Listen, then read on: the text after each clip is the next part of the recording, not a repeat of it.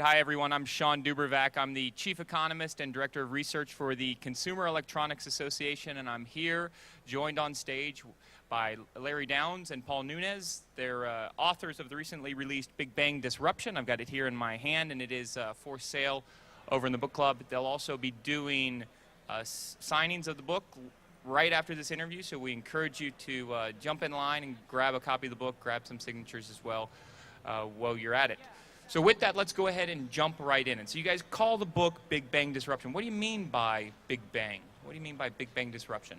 Well, and I should start by saying, in fact, you said recently released. In fact, the book is being released right this minute. Today is the official release date of the book, so we're really excited to be doing it here at the Consumer Electronics Show. So when we talk about Big Bang Disruption, it's really a new way of thinking about innovation, and especially when innovation is dramatically changing industries. We had, sort of a long period of thinking about innovation being either better or cheaper, but now, thanks to the long-standing revolution in computers and all sorts of other technologies, we get new innovations that are simultaneously better and cheaper. And when that enters into a market, it causes incredible disruption to the existing industries. So how do we do that? How do we get innovation that's both simultaneously better and cheaper at the same time? Well, it's caused by the kind of effects that we see all over the place here at International CES. It's about the declining costs of technology, the effects of Moore's Law, the exponential improvement of technologies, and its knock-on effects in things like supply chains, in costs of transactions. All of those move to lower the costs of goods and services. We also have cheaper innovation, and if your innovation costs less than the deflation, you're ahead of the game. You're making money, products are coming down, and we see that all over the place. And so we see that all over the place, particularly in consumer electronics, how we're having this declining cost and improving product.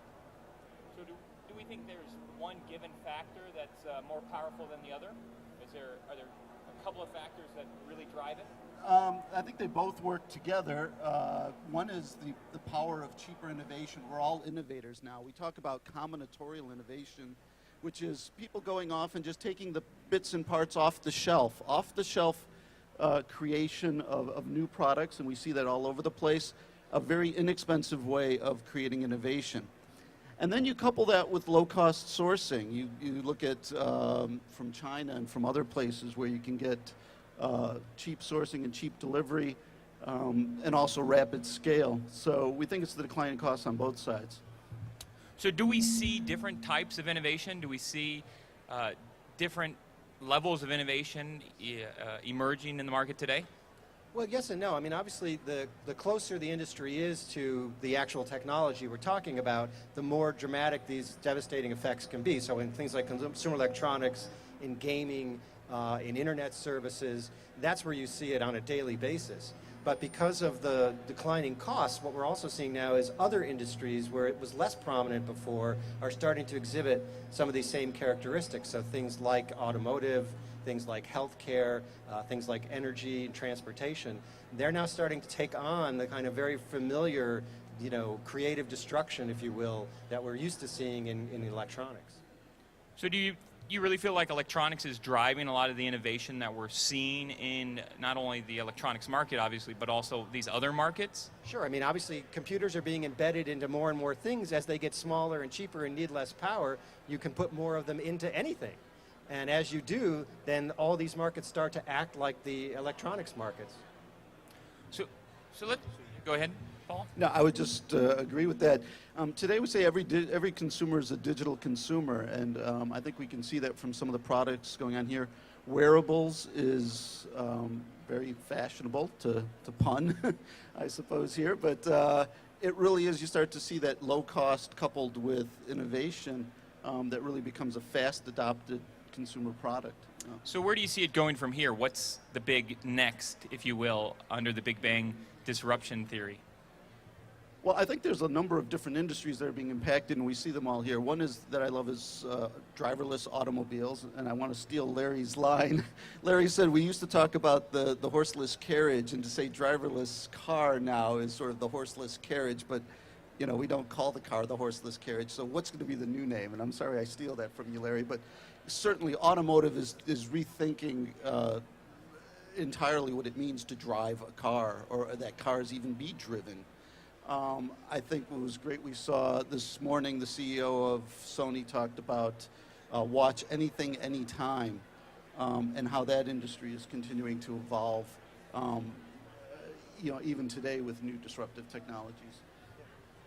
And services as well. I mean, obviously one of the things we looked at really carefully in our research was how services were changing, because everybody has a mobile device, it's always connected, there's data everywhere to be shared. So you look at, for example, the car sharing services or the apartment sharing services, so things like Uber and Airbnb, they are disrupting very asset intensive industries like hospitality, you know, like car rental and so on. And yet, even with just a little technology, they're able to do you know, a lot of damage in a very short amount of time. So in your book, you give 12 rules. Let's talk a little bit about those 12 rules. What do you really see those 12 rules doing for the reader? So our goal was to really offer the reader a sense of how they could, whether they're an incumbent or whether they're a startup or whether they're an investor, really whatever they are, how they would understand this new approach to innovation and how both to survive it on the one hand and exploit it on the other. So we divided the adoption process into these 4 stages and gave 3 rules that we observed in our research for each of them. And in fact, Paul, you may say a little about the research itself.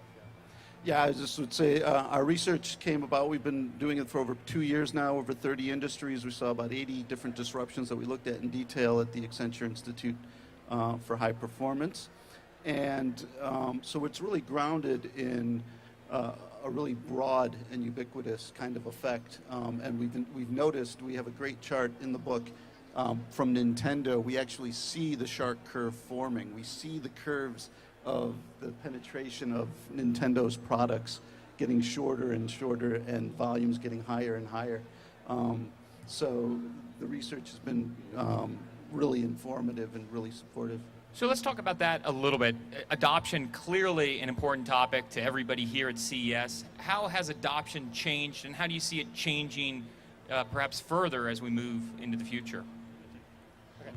So of course, the traditional technology adoption model that everyone is familiar with is the bell curve that was first introduced by Everett Rogers many years ago. With you had early adopters, and then you moved into mainstream markets, and it was a relatively long period of time. What we found is that because of these increasingly better and cheaper technologies entering into product life cycles, what happened is that the bell curve has become dramatically squashed and stretched at the same time. So you now have sort of early users who often are, of course, experimenting with you, collaborating with you, maybe even participating in the funding through Kickstarter and other kinds of things. And once they actually get the right combination of technologies and business model together, take-up is immediately. All consumer segments adopt products that are successful at the same time. When the iPad was released, right, in 2007, this was not just for millionaires. It was for, I got it wrong. It wasn't just for people who couldn't afford a laptop computer. Millionaires wanted them too. So every market segment at once adopted it, and that meant both that your marketing had to change, but also that saturation occurs, very, very quickly. You've got to be ready with the next one, or else you're going to get stuck with a lot of assets and inventory you don't want to get stuck with. So one of your rules is around bullet time. Let's talk a little bit about bullet time. Great. Yeah, bullet time is one that we knew we'd have to explain a little bit because not everybody's seen the movie The Matrix. But if you have, you would know that there's a scene there where the star of it, he gets to slow down time, and so the bullets that are shot at him are actually slowed down.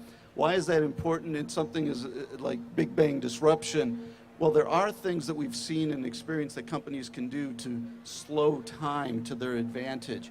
Some of that is to use the power of regulation. Some of that is to use creativity in the marketplace in terms of controlling supply chains and understanding and managing their ecosystem. But there are ways to control time, and time, as we know, is of the essence here. The ability to actually control time is something companies can learn to do, but they have to think about it. Sure, and if you look at adoption is a number of households or number of individuals over time, right? So you're thinking about things in terms of time. So if you're an incumbent, you're trying to keep the number of units down over time of your competitors, and of course, if you're the upstart, you're trying to drive that. So.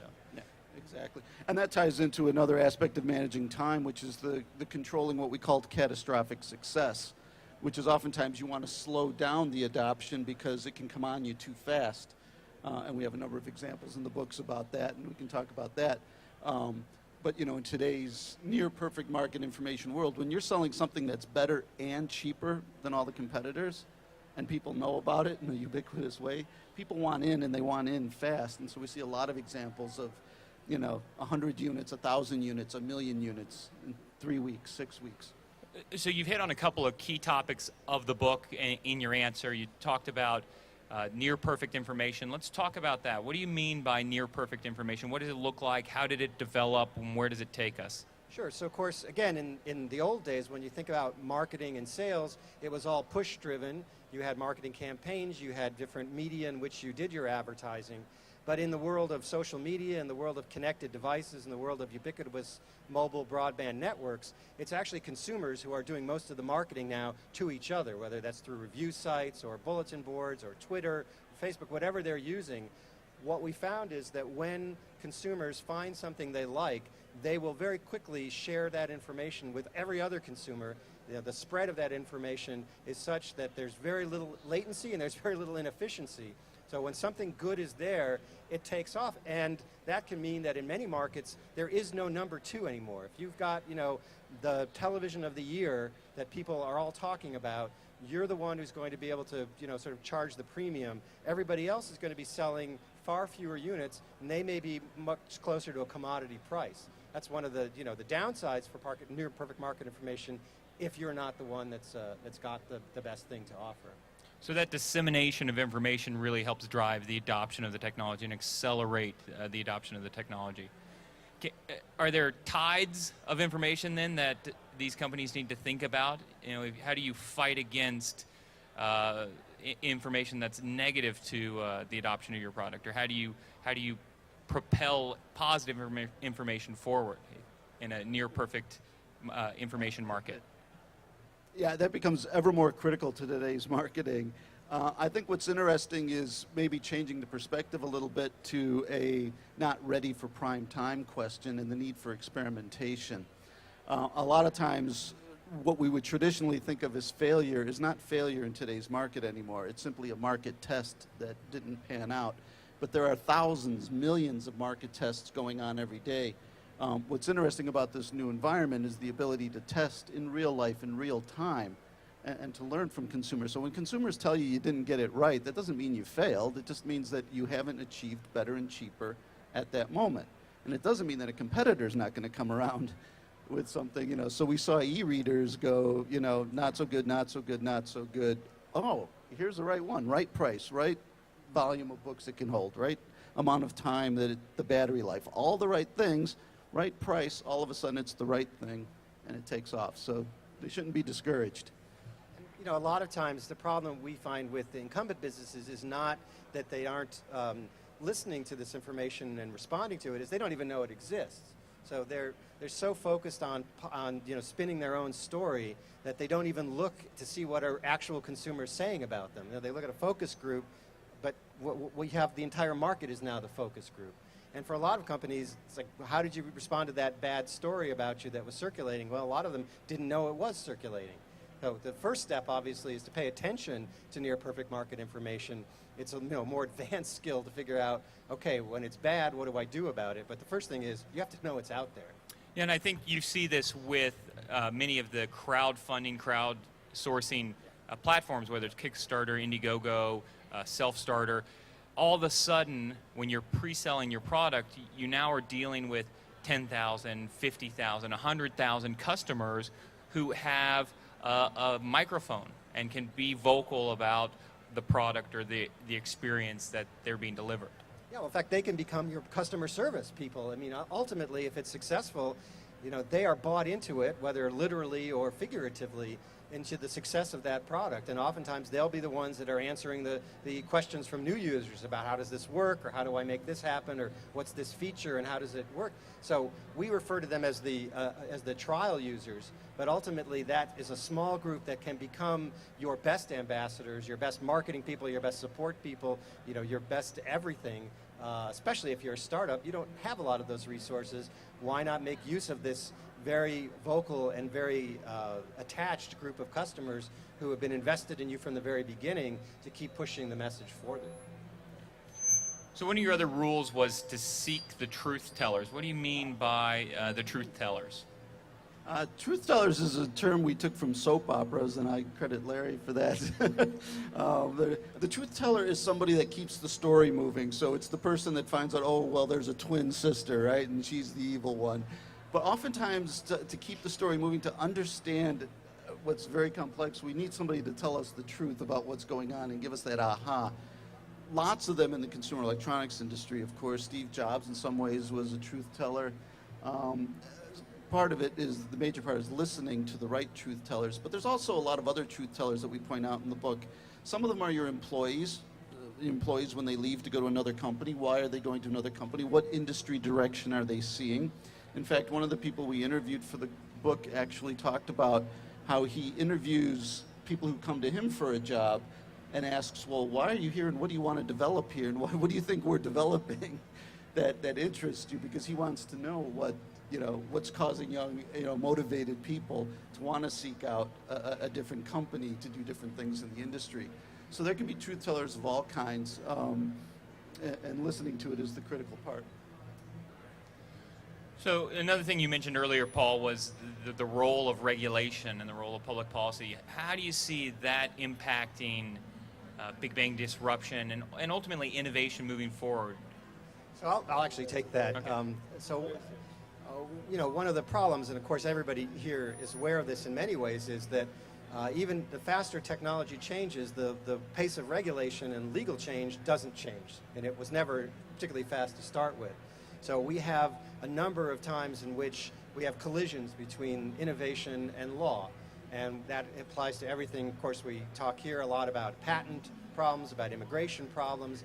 In a lot of these new service industries, I mentioned earlier Uber and Airbnb, they are running into sort of legacy regulations who say, well, wait a minute, if you're using a car, then you're a taxi, and you have to be licensed a taxi and regulated taxi, and you have to follow all the rules and go through all the same processes and so on as a taxi. Well, in some ways, of course, some of that is true. You do want safety, that's an important thing, but as we start to kind of unpack all that history of regulation, you see a lot of it was done at the behest of an industry in a way to keep out competition, and a lot of it doesn't make sense anymore, a lot of it isn't necessary, and a lot of it's really there to try and slow down the pace of innovation rather than to speed it up. And it sounds like within the spectrum of innovation, when innovation falls between two discrete existing categories or industries is where we really see a lot of this disruption taking place. Yeah, that's right. I mean, a lot of times, of course, people who are in the smartphone app business don't think of themselves as being in navigation or in telephone or in cameras or in address books. They're in the app business. So when they launch an app that's better and cheaper than some existing physical product, well, they don't really think about that as the industry that they're in. So the people in those industries, whether you're making standalone GPS navigators, whether you're making cameras, whatever the other technology is, you're not looking for those people to be your source of competition. You're not looking for them to be the ones who devastate your existing industry, and they're not looking for it either. It just happens that way. So in closing, let's just talk about, here we are, CES, largest annual trade show in the country, largest tech event in the world, innovation all around us. We see 20,000 new products launching over the next couple of days. Where do you see Big Bang disruption playing out here? Well, I'd see it all over. A couple places, like I say, that are really interesting.